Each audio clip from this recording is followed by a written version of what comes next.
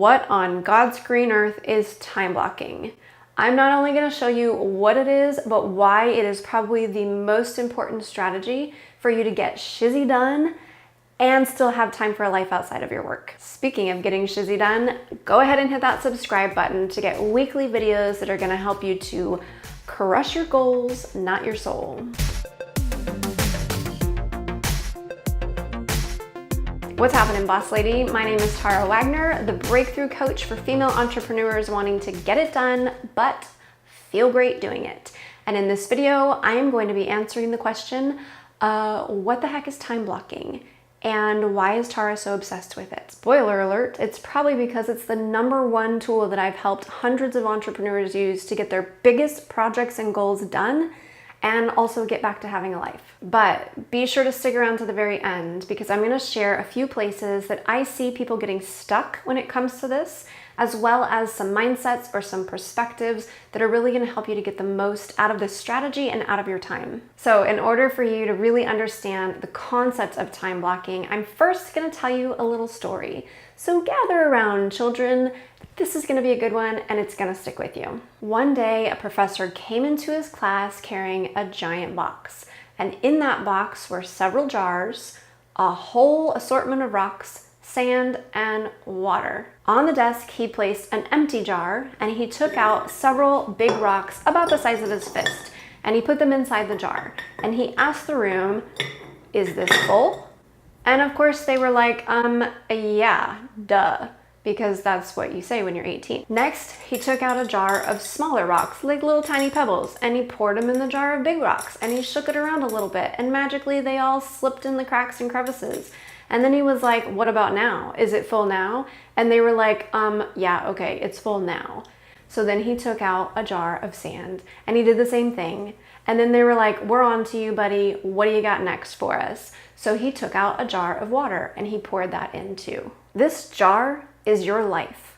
The big rocks are the things that matter most. Your health, your family, and your big goals and dreams in life. Those small pebbles, those are important too. Those are things like your hobbies and your friends and maybe your work. The sand are the small tasks that need to be done, like your errands or your chores. And the water is everything else that sucks your time dry, like binge watching Netflix maybe, or scrolling through social media. Can you see what would have happened if I had started with the sand or the water?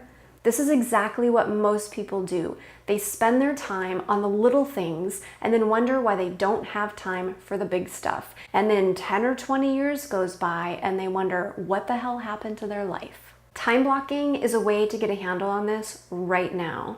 This is a way to make sure that your goals, your priorities, your big dreams, the most important big rocks in your life are getting handled, are getting nurtured on a day-to-day basis instead of neglected. Drop a comment below right now and let me know, what are the big rocks in your life that you know tend to get pushed to the back burner because of all the other distractions and things going on in your life or in your business? Okay, but what exactly is time blocking?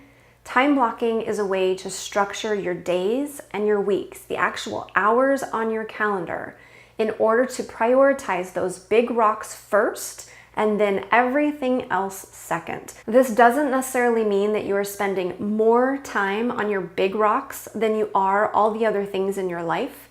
It just means that the time that you are spending is enough.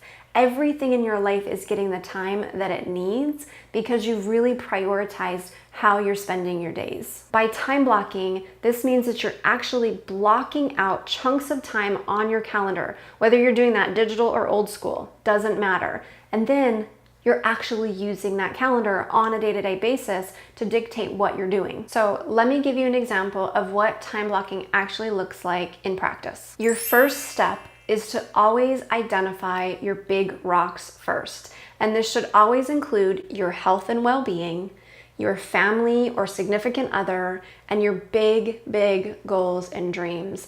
These are the things that are the most likely to be neglected or to be pushed to the back burner or to be taken for granted. So let's say for you that looks like exercising and eating well, spending quality time with your family, and let's say writing that book. Step 2 is to block those things into your calendar first, before anything else, before appointments, any other tasks.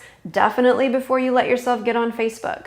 So looking at this list, you can see that probably you need to find 4 or 5 times a week where you can do 30 minutes of yoga, or 60 minutes once a week to meal plan so that you're not eating out, or maybe a few hours each week for quality time with your family.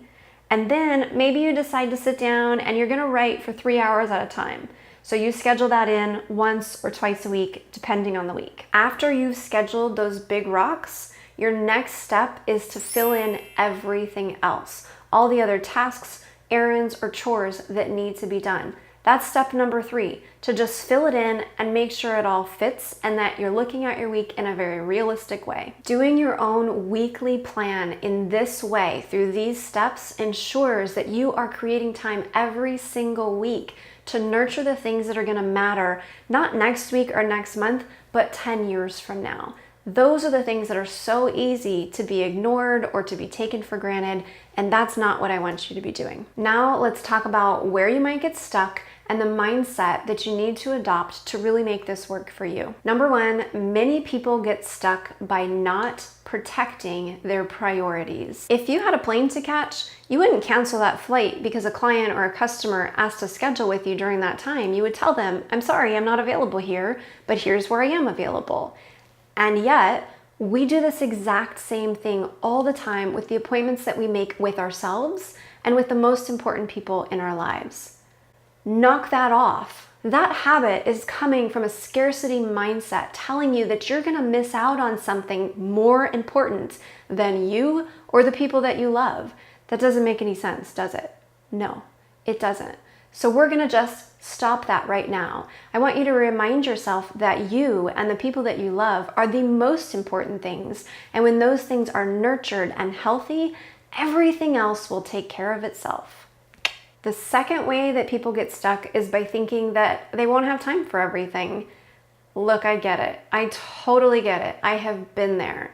But it is simply just not true. What I want to encourage you to do is just test this out for yourself. What you're going to find is the same thing that all of my clients have found, that I have found, is that the small stuff, the sand and the water and the pebbles, they have a way of fitting in around the big stuff. So don't worry about it. Give this a try. See how it goes.